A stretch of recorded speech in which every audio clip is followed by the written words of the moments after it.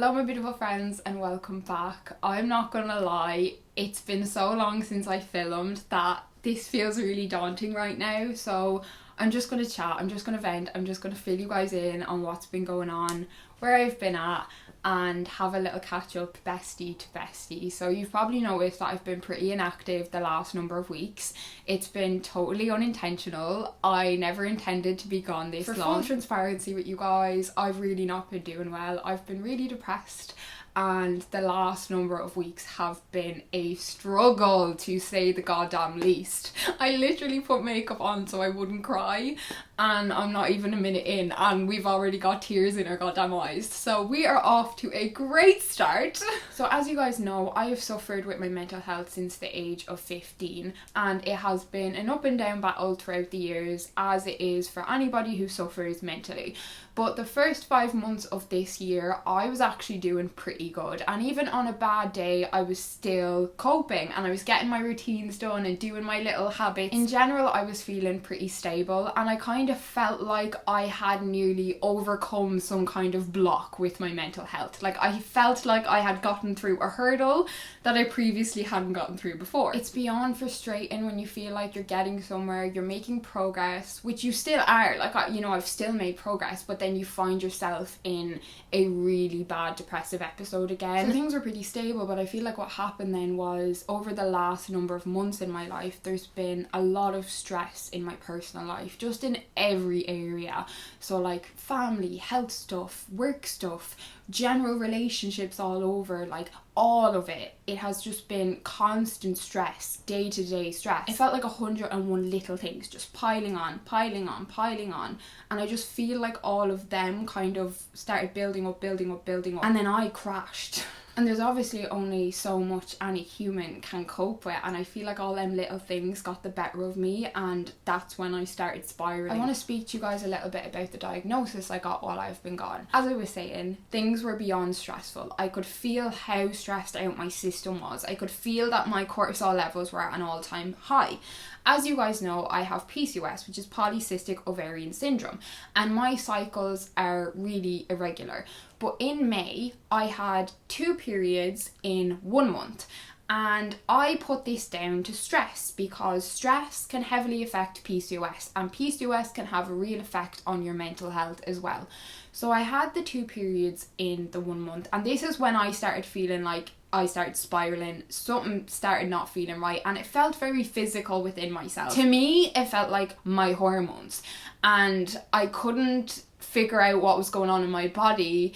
It felt all over the place when I had the 2 periods in 1 month. And then I didn't have another cycle for like 45 days, I think. It was a really long cycle. My average would be like maybe 35, but it was way over that. So that again had my body feeling really out of sorts, because even though my periods are irregular, I am very tuned into my cycle and the way my body is, because it's been this way for so many years now, you know. In the middle of June, I had an appointment to see my psychiatrist, and this is the same psychiatrist I've been under since I was a teenager. So they have all my records, they know everything about me, every goddamn bad thought that's ever gone through my mind, they have that shit written down somewhere. So kind of just like check-in appointments, you know, see how you've been doing. They'd be booked in months in advance. So I went anyway, and I was speaking to him and I was explaining everything that was going on, how I was feeling, yada yada, and I was in there for like an hour, and normally these meetings are only like 15-20 minutes. This man was not letting me leave. So he turned around to me and he said, "Do you understand how much PCOS can affect your mental health?"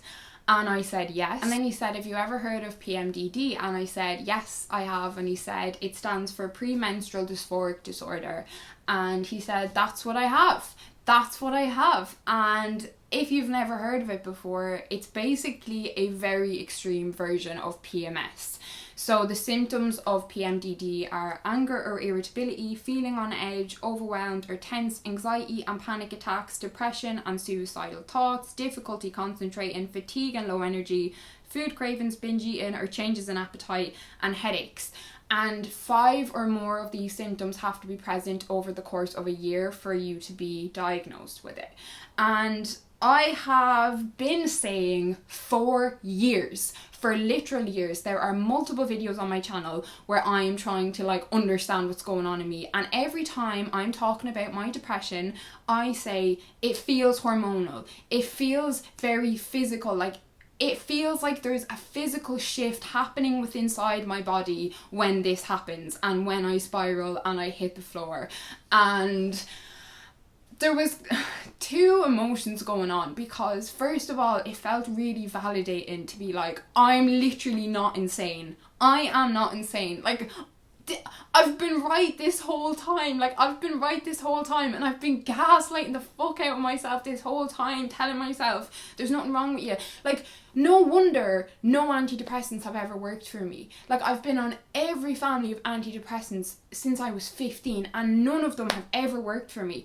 And that is clearly why, because it's not an imbalance in my brain, it's an imbalance in my goddamn body that's happening every fucking month. But it was really frustrating, because the only treatment options that he could give me was to go on an antidepressant 2 weeks prior to my period. So just for half of the month going on an antidepressant. But that is nearly impossible to do when you have PCOS. Like, I cannot predict when the 2 weeks are going to be. Sometimes I'll get 2 periods in a month, and then I might get in a period for 2 months. Like, and then what? I'm going on and off antidepressants. Like, I have been on every family, as I've said, and I have not had good experiences with antidepressants. Like, they've not helped me. They helped me at a moment in time in my life. For me personally, when I have gone on antidepressants, I have had symptoms, and when I've come off antidepressants, I have had symptoms.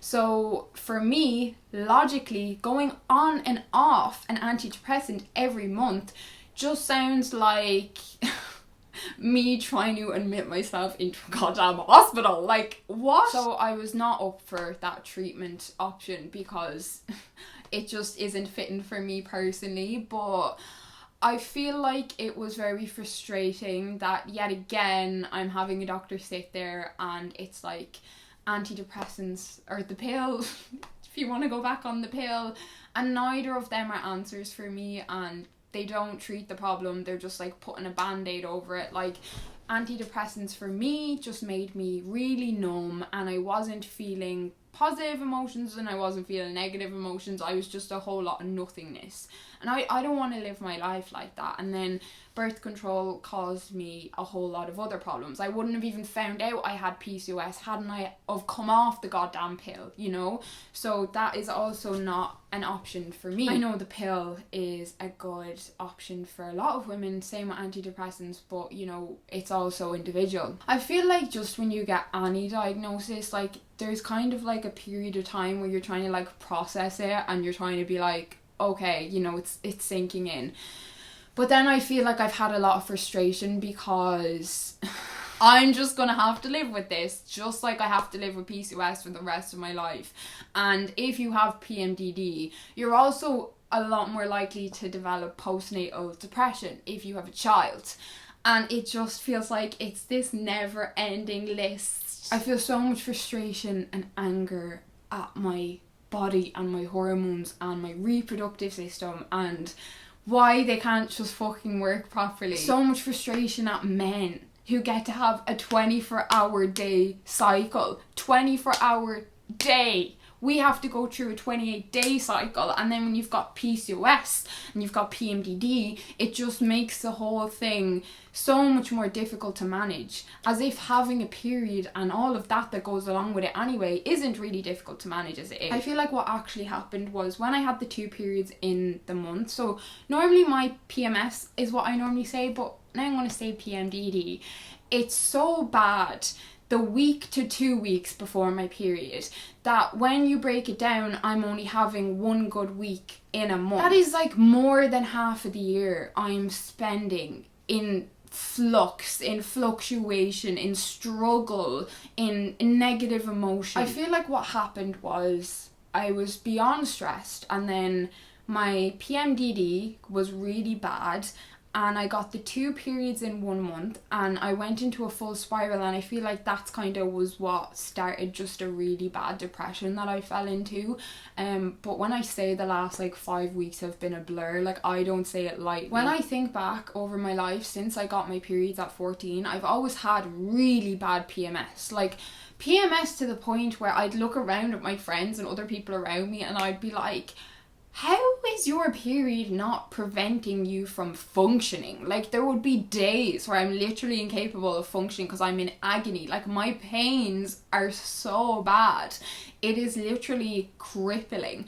And when I was in school, I used to have to go home from school. I used to have to not go into school because I was in such bad pain. Over the years, not go to events or stuff that I was meant to go to because I was in so much pain. Like, it has fully impacted my life, you know. But as I've gotten older, my PMS symptoms got a lot worse, PMDD. And I feel like what happened is that I became in tune with my cycle, and I learned to live with the way I was suffering, you know. So the week before my period would pretty much always be a write-off. So like I'd be like, you know, trying to jam everything that I need to get done into like the other weeks and make sure that that week I don't have too much on, or if I do, you know, I can kind of move stuff where and if needs be. I feel like for so long I've been really invalidating of what I've actually been experiencing and how difficult it has been, but being able to put a label on it, even though there is no answer to it, it has felt in a way a little bit of a weight off my shoulders, because I'm no longer being like, what the fuck is wrong with you, Jessica? What is wrong with you? Will you just get up? Will you just stop